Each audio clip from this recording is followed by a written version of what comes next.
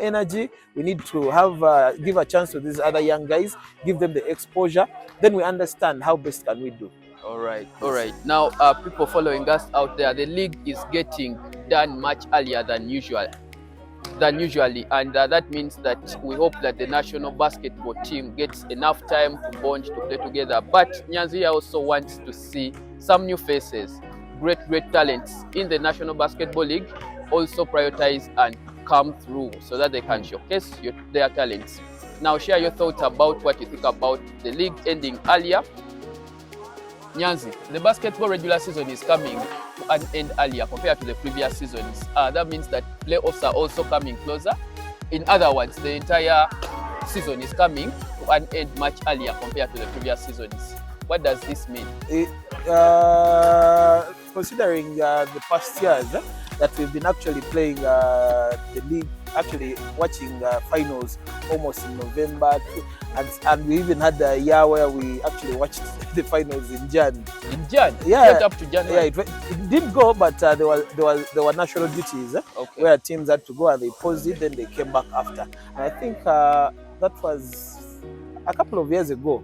But seeing it ending early, it's a very beautiful thing that maybe this time around we would see other guys who are topping up in different divisions come invited to the national team, considering we're going for the second round of the World Cup Qualifiers. Are you proposing that it has been made haste in preparation for the World Cup Qualifiers, or it is just something that has happened? No, I don't think it's only about the World Cup Qualifiers. It's so many activities, remember, are dependent on how the league has been performing. Like for instance, participating in BAL, normally we've been having the champion of the season represent the country as the BAL team.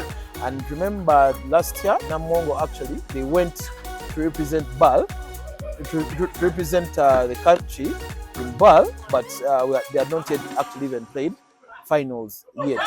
But in assumption, they were topping the tables in the regular season. I think that's what brought about, the consensus that they should represent the country. But looking at the World Cup qualifiers we had earlier this year, where we are in Group D, and in Group D we are number 4, and we have in that group we have Mali, we have Angola, and we have Egypt. Egypt, yes. Yes. Now, before you take me to the World Cup, which I want to come back to, could you attribute this to the availability of so many courts? Because we have seen now that in the National Basketball League, we are utilizing a number of courts. We have seen teams host their respective games at their home courts. Could it be something that has really... I wouldn't say that they are hosting games at their respective courts, but I would say I think we've had an addition of Nachivubo, the Ham Stadium. Then we've also have an addition of Jetty because they have a double court. Then we also have an addition of Raise Life. So when you look at including the Abuja, even Abuja. So when you look at all the availability of all those courts, we've had a quicker run this time round. That not many games have been congested at YMC and Lugogo, which I think going forward it's a very beautiful thing. You're looking at it as being very advantageous, right? Yes, it's a very good thing, which means if we had given more courts in assumption, I think we would have even a shorter season, or even have room for other teams in the NBL. Because one of the challenges sometimes when you look at the number of games we are supposed to play vis-a-vis the courts available and the manpower to officiate these games, we are still lacking in that division. But putting end of season early is only for the NBL. I'm not so sure, but I stand to be corrected still. When you look at, I've had the lower divisions, I think they're just going to their second round. Well, when you look at the top teams right now, their teams in the NBL, we are having actually like 2 games or 3 at most for the regular season to end. Talking about utilization of different courts that have been provided by the respective teams. Yes. Tell me what happened to our visit to Hoima Stadium, where we were supposed to go and enjoy. Because me, I was ready, man, to go and visit. Actually, me personally, I don't think I was excited for the games that are going to be there. Maybe the visit. You get it? But it's like having a good thing, but in the wrong place. You get it? Why would you say that? The stadium is beautiful, and it's not the first of the kind that things are happening here. When you look at Nyayo Stadium right now, it's off grid. You get it? That it looks like it's an abandoned stadium, but it's a very beautiful stadium when you get in. It's the same thing that I anticipate is going to happen to the Hoima Stadium. Because look at it this way: if there was a game, a big game like, let's talk about the biggest fixture right now of City Oilers Namongo Blazers. Yes, you wouldn't think that the turn-up would be good. The turn-up would only be good for maybe the first times, but it's not consistently happening. You get it? Because look at it this way: if some teams are even giving out walkovers because of maybe transport and a few issues, logistic issues, to the game. You get it? So what are the chances of teams making it to Hoima? You get the point, eh? And looking at also other clubs struggling, even barely making it to pay bare minimum to some players. Eh? So then you want them to facilitate themselves to go to Hoima to play, let me say, to play 2-3 games during the weekend. That back to back. Do we have recovery programs that side? How are they going to recover? How are they going to cater for other things going on? So when you look at the Hoima card, it's a very nice thing.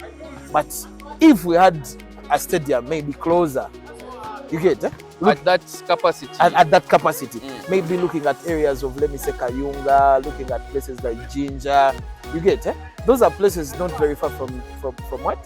From Kampala, yeah. Or even just in Entebbe, you get these are things that the Nakauka, like in the areas of not more than, let me say, 50 kilometers, I think. Yeah. Okay, even if it's 100 kilometers, it might be manageable, and maybe in one of the cities. But when you're looking at Hoima and also the game of basketball in Hoima, you find yourself that if the fans are not coming from Kampala and maybe Mukono and other districts which are participating in basketball, who else is going to actually be there?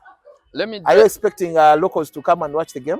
Because of course we always pay some money to watch these games, so I'm not sure of. Yeah, it's a culture. It's a culture here in Kampala, and most of the people actually lately who have been watching the game, either ex-players, fans who have friends around from work, then they connect to maybe to the Den, connect to Abja, go to the Race Life Court, turn up to Lugogo and stuff like that. But when you look at Hoima as a place, vis-a-vis even Kampala, that even sometimes when we have games running, let me say in Lugogo on a Wednesday, you literally find only teams in the stands which are going to play later, vis-a-vis, okay, from the anticipated number of fans we expect. Actually, that thing brings me back to the topic we were discussing some time back off camera about how about we have some games that just maybe, let me say, Lugogo Wednesday games, they come for free. Yeah, yeah, surely. In a way to create a fan base and awareness, to invite some of exactly those well wishers. Because it doesn't make sense to have, let me say, 15, 30 people in the stadium, of which those 30 people are the other teams which are going to play. You get? So why don't you open up an opportunity and advertise this game as a free game? So, newcomers, people get them interested into the games. Yeah. Yeah. And maybe to also bring you back to, because I understand you're very passionate about the fan base. Yeah, very the much. Impact that the game is creating in the community, right? Yes. And also to bring you back to the point of the availability of these other courts that have been now added to places where players go and play from. Yes. What is your view about the fan base and, of course, the turn up? Because you understand that they are, first of all, they are not well known locations. Yes. And accessibility and availability. Yeah, there's some places which are convenient for some people, and there are people who are actually used. Me personally, I won't lie to you. Most of the games away from Lugogo and, let me say, YMCA, I prefer catching them online rather than being there in person. Because it's not, the vibe, the publicity that goes into the game is not something like, even sometimes when you hear that maybe even City Oil is playing, let me say, at the Den, the turn up sometimes it's not,